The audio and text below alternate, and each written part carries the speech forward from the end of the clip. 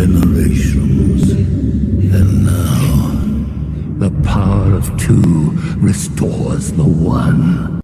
We got a bidet!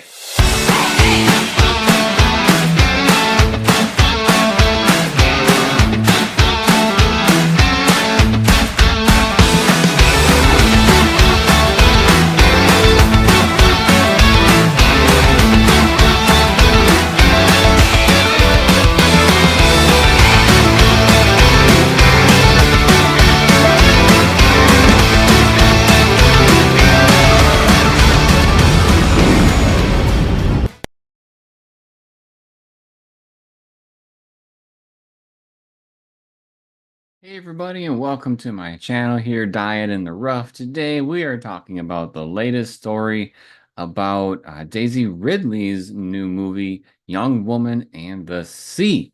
So if you're not familiar about what this movie is, this is the movie that is the story of the competitive swimmer Trudy, I'm hoping I pronounced her name correctly, Adderall, maybe? Which in 1926, she was the first woman ever to swim across the English Channel. And so this is a movie that is based on a true story. It is created by Disney, and Daisy Ridley is at the helm playing the lead actress, playing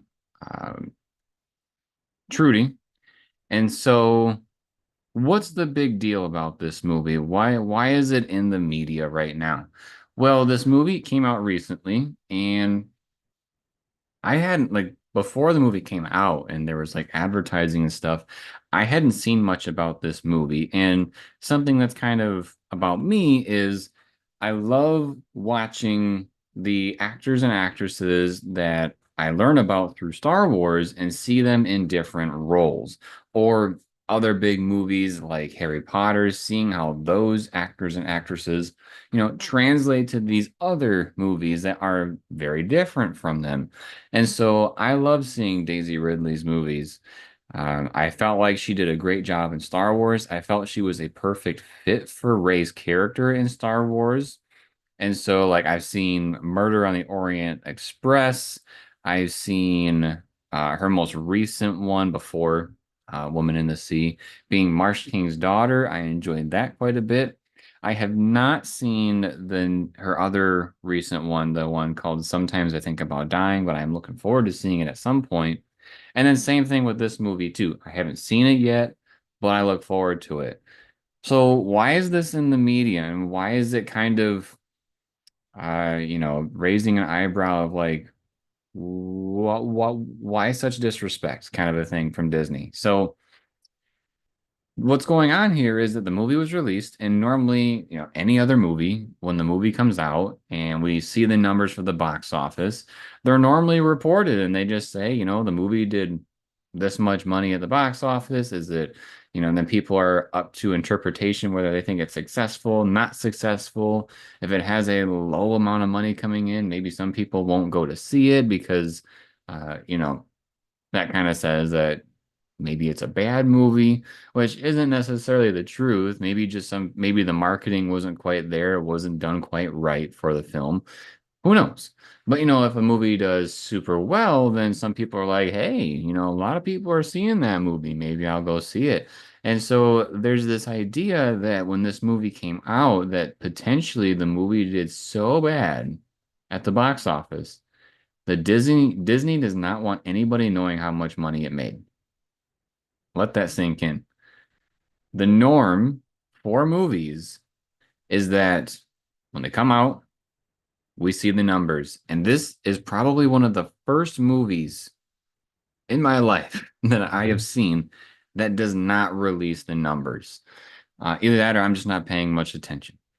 And so it's interesting because, of course, it's a movie that was made for theater. So there's a lot of hard work that went into this movie. Just thinking about what Daisy Ridley had to do. She had to do a lot of probably very cold water scenes for this movie. I know I hate swimming in cold water. I can't imagine doing it time after time for recording. And so, this project comes out, movies in theaters, and then Disney's kind of like, we don't want to talk about that. And I think that is quite the disservice to Daisy Ridley. I think it's incredibly disrespectful. Um, and honestly, I feel like Disney should have done a better job marketing this film. I wasn't hyped about it per se. Like I didn't watch the trailer and I was like, yeah, I'm going to see that movie. Half the time when I go to see these movies about with, actors and actresses from these movies that I like Star Wars and Harry Potter, half the time I don't even care about what the movie's about. And also half the time I don't even know what it's about. Like when I went and saw The Marsh King's Daughter, I had no idea what it was about. I didn't even know it was a book. The only reason why I knew it was a book is because when we went to go see the movie, these ladies next to us kept talking about the book and was talking about all the spoilers that happened right after what we were supposed to see, which was a terrible, terrible movie experience. Although I thought the movie was good. And so we have all these things going on with the films, and I think Daisy Ridley deserves better, honestly. I think, she's going to be coming back for Star Wars. She's going to be part of a new Ray project. And I don't know if Disney is thinking that this new movie, Young Woman in the Sea, if they're thinking that just the concept of the movie and, what it's about is why it's not doing so well and they don't want to say the numbers, or are they blaming it on Daisy Ridley, which I really don't think they should. I mean, some of her movies as of late have not been super popular at the box office, but at the same time, like I'm saying, with The Marsh King's Daughter, I didn't even know what that movie was about from the previews, let alone I hardly saw previews ever. Whether I watched something on YouTube or I went to the movie theater, all I knew was that she was in a movie and it was happening. So I think there's a lot of things going on here. Like maybe Daisy is just signing up for a lot of budget movies and like movies that are trying to be made for cheap and then they release them. And maybe that's why the marketing is off.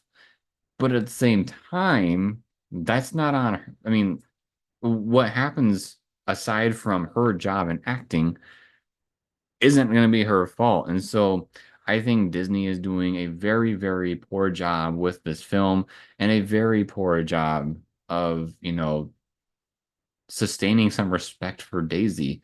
Like when Star Wars, whatever they're calling it episode 10, like the, the people like me, like the fans, they're all saying it's episode 10. Maybe Disney's going to call it something else.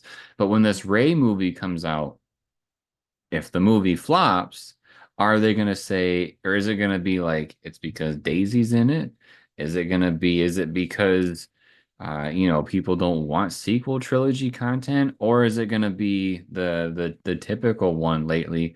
You don't like Star Wars, you're XYZ, and it's usually pretty insulting stuff. So, like, if you don't like Star Wars, you're a racist, you are a misogynist, you are uh, homophobic. So it's like all these random things that Disney is, and well, I should say Lucasfilm is saying out there about people that don't like these projects. Is that going to happen? So I don't know. All I know is that with this film, I think, especially since I think I saw the preview one time, and that's because I saw it one time on YouTube and I had to click it. I didn't, pull up a video and it was advertised to me. I had to go and find it. So I think this is quite the ball dropping by Disney. And unfortunately, I think Daisy is going to suffer from it.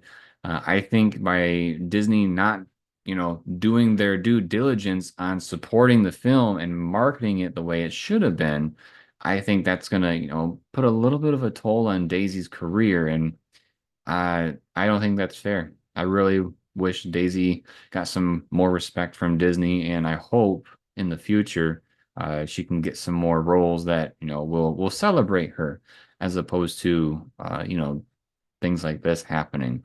So, if you enjoyed this type of news video, make sure to subscribe to the channel and turn on notifications. We're trying to do more and more current news type videos and giving our thoughts on it. And so check back here for more. Drops a like if you like the video and drops a comment letting us know your thoughts on why Disney is not talking about the box office numbers for Young Woman and the Sea. And then as always, everybody, thank you for watching. We'll see you next time.